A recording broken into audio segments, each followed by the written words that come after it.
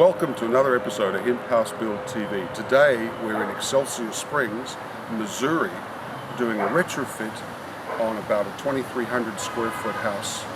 Let's go meet some of these people that we work with.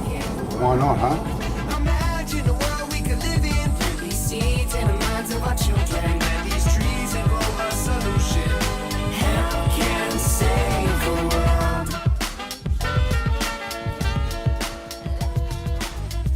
We are running a workshop today, and we're going to be showing the people how to form the hempcrete walls and mix the hemp with the binder, and show them how to tamp and everything that has involved in hempcrete, making hempcrete. So we put some liquid flashing down here.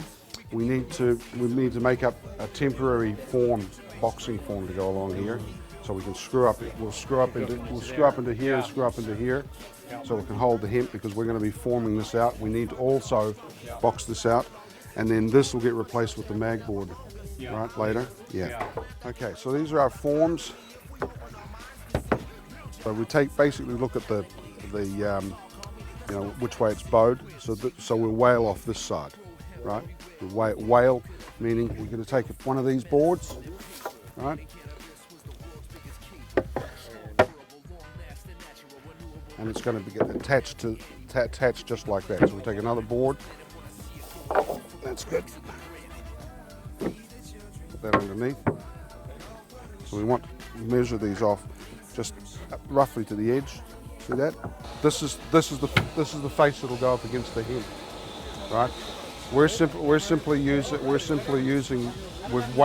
strengthening these forms so that we can use this as a temporary form on the inside of the house.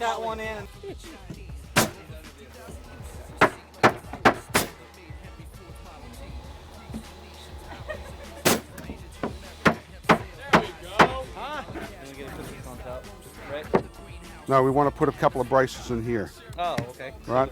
Basically, we're putting some extra supports in here, just so we don't get any buckling on the boards, because we need to have these walls are going to be exposed.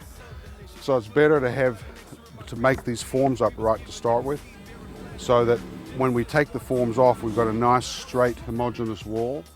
If we were plastering, we wouldn't take so much time with doing the forms, because and makeshift forms like this. And you also have other forms that can be purchased. Yeah, we've got the geoplast forms that we use. They interlock. They're 4 feet long by 2 feet high. We've got 4 feet, 3 feet, 2 feet, 1 foot lengths. We've got corners, inside and outside corners. They lock together with some removable pins, little L-shaped pins, and they can stack. And that's the way.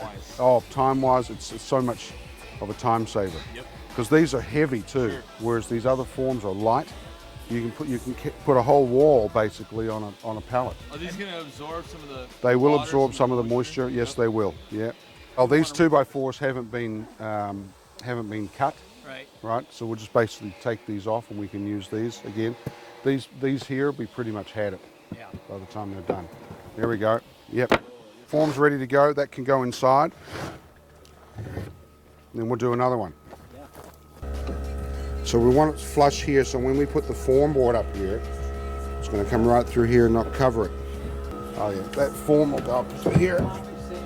We won't affix these just yet, because we've got to put some boxing over the other end.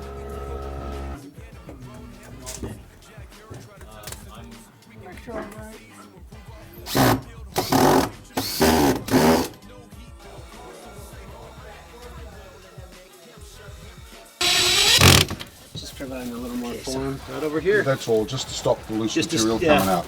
Yeah.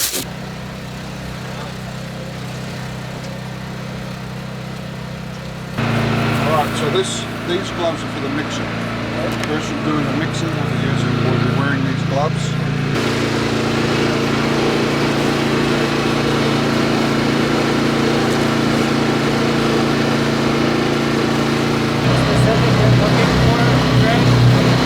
Consistency, sort of.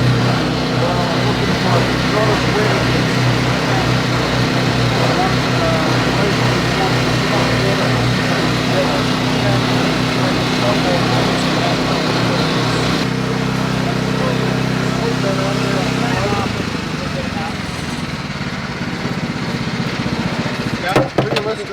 realistically, I'd like that to be a bit drier because this will stick together. But you're almost pushing the water out of it. So this is it's really too wet. So we're just using some shovels here. Just shovel it in. Just shovel it in. Yep. That's it. Basically, where you put it in there, we're just going to start spreading it around. Okay.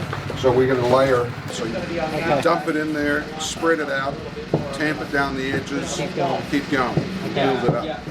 You don't want to go too high because otherwise you've got to tamp it. Otherwise you're going to get uneven tamping. So then basically there's always fresh batches coming out, so we can keep adding tamping. Yeah. The thing we have to make sure is that we have area to put the hempcrete. So if we had these forms filled, we would tell the mixers, okay, hang on, let's not mix our next batch. We need to do some more forming and have area to put the next batch. Hence the reason for having two guys working forward with forms. That's correct. While two guys are mixing and placing the material. Okay? Hence It's good to have a big crew. Yeah. That's right. Yeah. Not like Brandon would like to work on his own with one helper. Yeah, exactly.